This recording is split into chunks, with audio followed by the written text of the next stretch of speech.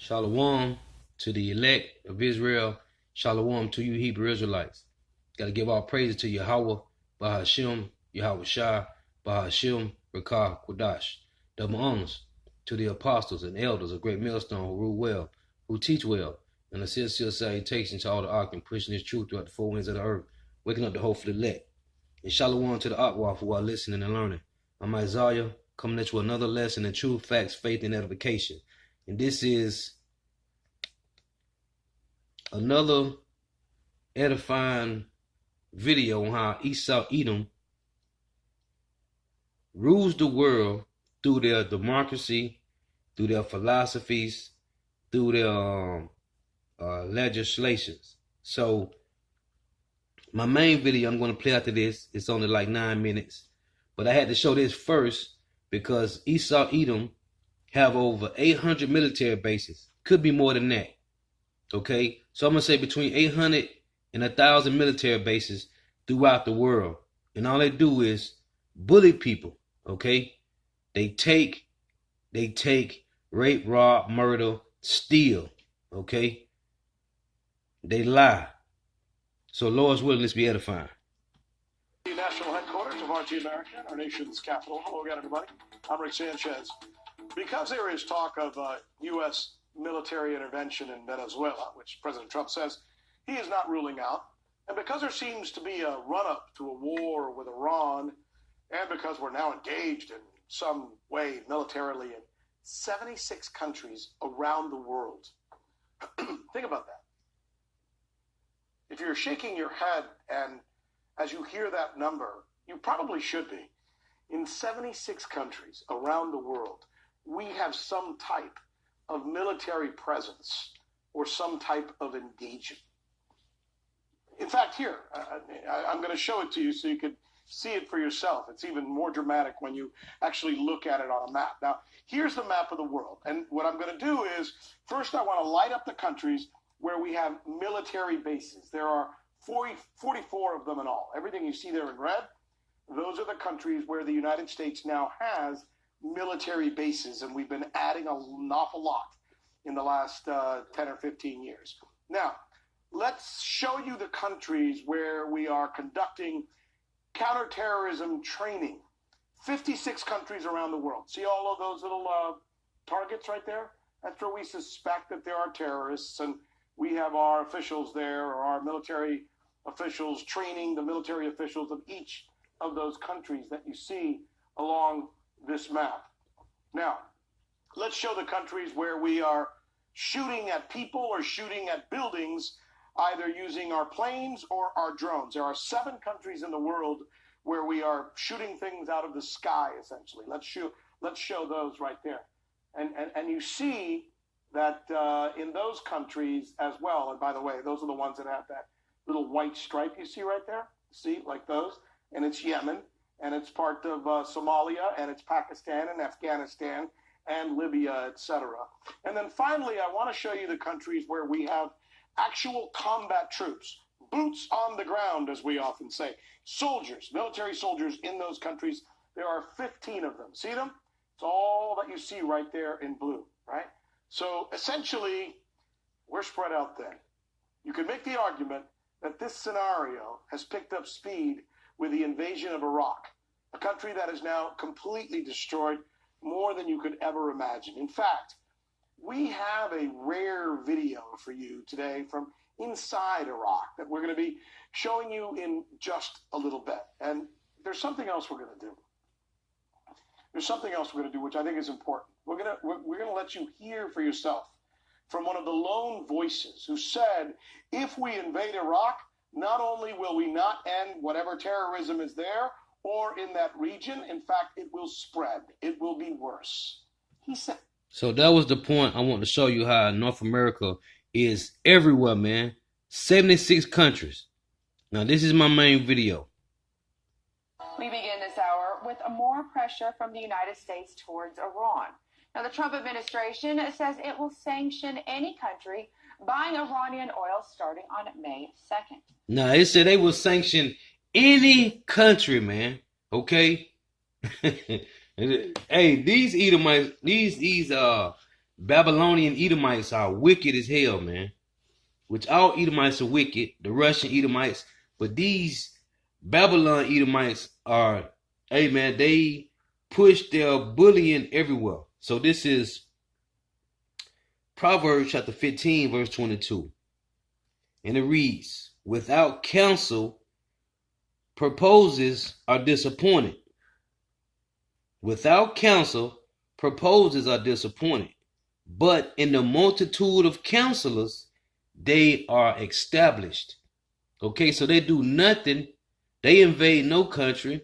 They push no legislations, or they don't push no democracy laws or their philosophies without counselors. It said, without counsel, proposals are disappointed, but in the multitude of counselors, they are established. This is Proverbs 8. This is Proverbs 20 and 18.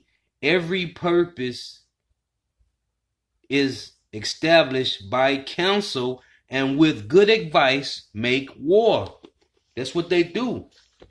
Every purpose is established by counsel, and with good advice make war. So they sit among themselves at their round table, or they whatever oval-shaped or rectangle table, and they make counsel, man. Okay? And then they push war, man. But Iran is pushing back, warning it will close the world's busiest oil waterway. RT correspondent Dan Cohen explained what the repercussions could be. It's the latest step in the Trump administration's maximum pressure campaign against Iran, and it could have a dramatic impact, not only for oil prices, but also for regional and even global stability. Secretary of State Mike Pompeo made the announcement this morning, saying the U.S. coordinated the move with Saudi Arabia and the United Arab Emirates in order to minimize the impact on oil prices around the world. Our goal has been to get countries to cease importing Iranian oil entirely. Last November, we granted exemptions from our sanctions to 7 countries and to Taiwan. With this is to give our allies and partners to wean themselves off of Iranian oil and to assure a well-supplied oil market. Today, I'm announcing that we will no longer grant any exemptions. We're going to 0. Of the 7 countries the U.S. had granted waivers to last year, Greece, Italy, and Taiwan have since cut their Iranian oil imports to 0. But China, India, Turkey, South Korea, and Japan won't be so easy. And Iran says the U.S. is overestimating its ability to enforce such sanctions. Now, how the hell are they going to tell another country what to do, man? How the hell, hey, like dude just said to Rich Sanchez, man, you have your military spread way too thin. The same way like the Roman Empire, man. How you going to tell another country what they can do and can't do, or what they can purchase and they cannot purchase, man? See, that shows you, that goes back into the mark of the beast, man. He calls them all, both small and great, rich and poor, free and bond, man. To receive a mark that you should not be able to buy, sell, or do nothing, man. These Edomites is controlling. How you going to try to control another country, man? That shows you that's the pride of these Edomites, man. Like Obadiah said, your pride have deceived you, man. But guess what? Russia, China, North Korea, they ain't going for that, man. Okay, because they ain't weak no more. These are strong nations. North America has become the weak nation. A senior official called the U.S. weak and shaky and said, quote, if the world is not supplied with Iran's oil for 2 months, the global economy will be in trouble. And undoubtedly, the U.S. wouldn't be able to make up for the losses.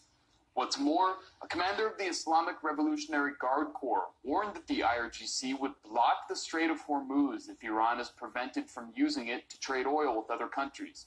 Just 21 miles wide at its narrowest point, a third of the world's oil that moves by sea passes through it every day. Most of the crude oil, not only from Iran, but also from Saudi Arabia, the United Arab Emirates, Kuwait, and Iraq, passes through the Strait of Hormuz. The U.S. Navy's 5th Fleet is based in nearby Bahrain and is tasked with protecting Allied commercial ships in the region. Needless to say, its closure could spark military confrontation. While the U.S. and its close allies are on board, other regional and global powers are pushing back. Turkish Foreign Minister Mevlut Çavuşoğlu said the U.S. decision will not serve regional peace and stability, yet will harm Iranian people. Turkey rejects unilateral sanctions and impositions on how to conduct relations with neighbors. Turkey is a major purchaser of Iranian oil and is already under threat of U.S. sanctions for purchasing the Russian S-400 missile defense system.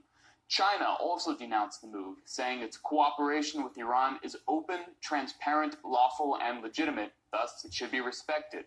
It's not the first time Iran has threatened to close the waterway in response to U.S. demands, but this time it could backfire spectacularly. In Washington, Dan Cohen, RT. To learn more, we're joined by former U.S. Senator and former Governor of Rhode Island, Lincoln Chafee. Thank you for joining us, Governor Chafee. Thank you, Scotty. Okay, I have to ask, did President Trump have to do this now at this exact moment when there's so many other things going on in the world that this would have an effect on? Well, my understanding is these waivers were set to expire in early May, May 3rd or something like that. So the deadline was coming up, and so he did act. Caught up in that net, of course, are three of our allies, South Korea, who we depend on greatly, and Japan, of course, a strong ally, and also Turkey. We working with the Turks and all the Kurdish issues in the Middle East. Very, very important ally also. Well, that's the thing. And we have trade negotiations already going on with all of those at this point. So before I get to my next question, I just have to ask you, there's some major players within this embargo that this is also going to affect. Why is this a good move right now, or is it not a good move considering all the trade deals that are still in limbo and have not necessarily been nailed down? Well, you heard some saying that this is going to rise prices, gas prices, and that's good. For some, those that it's more expensive to extract the oil, such as the Texans. Texas delegation lobbied President Trump to go ahead with not granting these waivers to these 5 countries. And they said, this is good for us because it costs us more to get our oil out of the ground. We need high prices. If the price is low, it's not cost effective to get the oil out of the ground. So there's some, I think the Russians were happy that the prices are going to go up. So it's not good for the American consumer. But for some of the producers, they're happy to see the higher prices. That could be a factor here. Well, it's interesting. And one of the recent criticisms that's come from President Trump and is going on this administration is their close ties to Saudi Arabia and several of their other deals. Does this make the U.S. and the Saudis even more tightly bound than prior noticed? You know, all these complex strings attached to this decision. Now the Saudis are going to be the ones to be providing theoretically oil to China and India, and that's good for them, our ally, and for the war in Yemen and the fight that's going on there. So you have all these strings. Is it the price of oil that makes the Texans happy? Is it the Saudis that want to be able to continue to have resources to continue their war in Yemen? Is it really about Iranian activity and what they're doing around the world? There's so many, whenever oil's involved, it's complex. And oil's involved, unfortunately, in most of these instances when we're talking about confrontations around the world. I do have to ask, though, the legality of this. Is this not a way that the U.S. is forcing other countries to buy oil from Saudi Arabia and the UAE rather than let those countries make their own deals and their own trades with whomever they wish? Is this allowable under international law? And if it is, why? This seems like this is almost creating a monopoly or a dictatorship of who the United States or any country would preference another country to do their own good and trade with. I don't have an answer as to the legality of this action, but certainly we're acting as a bully in the world. There's no doubt about that, with our economic strength. And the facts seem to support that we are so strong economically around the world that we do have an effect on even China and India. And we can make them conform to certain behavior just because of these sanctions. I think this could be tested, the strength of our economic strength in issuing these sanctions. The Chinese might just thumb their nose at us and say, no, we're going to continue to buy Iranian oil, and we don't care about your sanctions. So we'll see how this plays out. Same with India, 2 strong economies that we're kind of meddling in. There's no doubt about that. With our bully tactics, and that never, in my view. Right, and bullying is an interesting word to use for it. You know, up in Congress right now, how do you think this is going over with the congressional delegation, both Republicans and Democrats on the Hill that are going to have to deal with this, whether it be the higher gas prices, because they're going to be the ones answering for it. It's not necessarily going to be the presidents get the phone call. They're immediately, people on the streets are going to turn immediately to people that represent them on the federal level. How do you feel like this is going over on Congress, considering they're going to be the ones answering? No, he said by our bullying tactics. Because that's what they do, man. They are bullies, man. North America is a bully, man. This is Micah. This is Micah 2:2.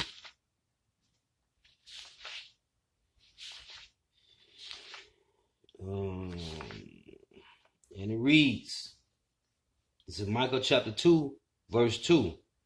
And they covet fields and take them by violence. They covet fields and take them by violence, man. This is what North America do, man. They take, okay? They don't ask. They don't try to make it a 50-50 partnership. They take, man. And they take and they covet fields and take them by violence and houses, and they take them away. So they oppress a man and his house, even a man and his heritage. And that's what they do, man. They take, man. This is Habakkuk chapter 2 and verse 5. Verse 4, and these come out a lot. Behold, his soul which is lifted up is not upright in him, but the just shall live by faith. Which are the elect. Yet also because he transgresseth by wine, he is a proud man, neither keepeth at home, because they always in somebody else's country, man, who enlargeth his desire as hell. All they do is take by their bullying tactics, man, and is as deaf and cannot be satisfied. These Edomites is not satisfied with, and they have everything, man. They have more than the heart could wish, man, and they still take.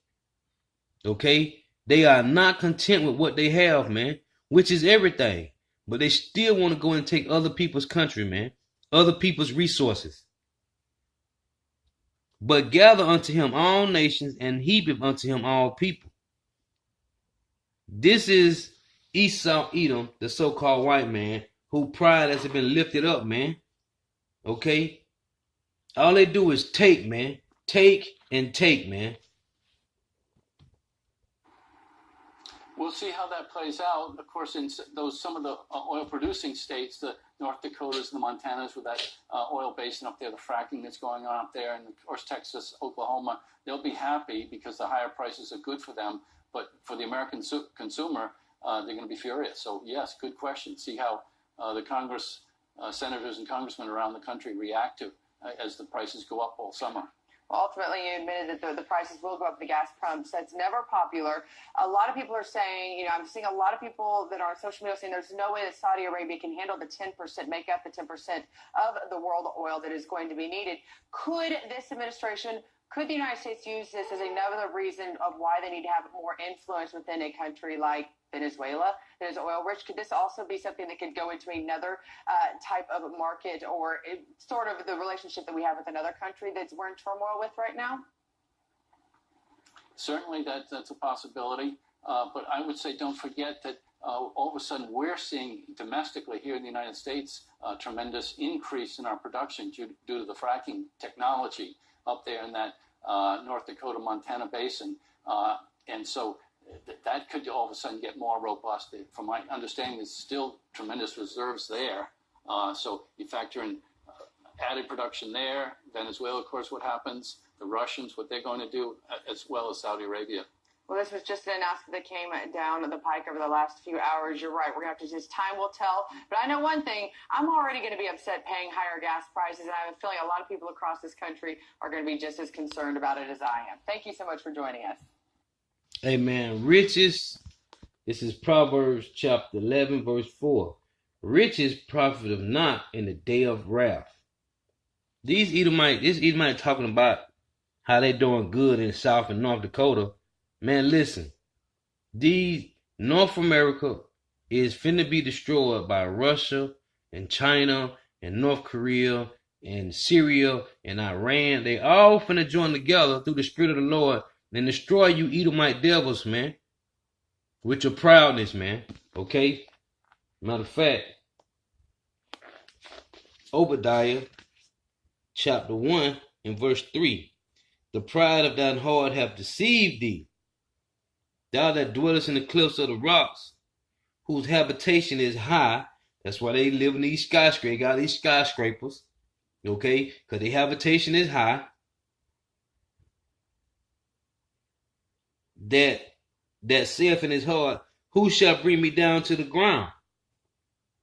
Though thou exalt thyself as the eagle, thou set thy nest among the stars, this will I bring thee down, saith the Lord. You Edomites, man. You Edomites are so proud, man. But you about to be destroyed, man. Okay? Because your riches will profit you nothing, man, the day of wrath, man. You Edomites just take and destroy people's countries, man. Because you are the harbingers of death, man. Okay? Like Habakkuk say, and you as is death, man. And you cannot be satisfied. So guess what? When you think you finna fill your belly, Yahweh Ba'ashim Yahweh Shah gonna destroy you devils, man. And Lord's witness for edifying, gotta give all praises to Yahweh Ba'ashim Yahweh Shah, Ba'ashim Rekah Kodash. Double honors to the apostles and elders of great millstone who rule well, who teach well, and the sincere salutation to all the ark and pushing this truth throughout the four winds of the earth, waking up the hopeful elect. Shalom to the Akwal for our listening and learning. Shalom.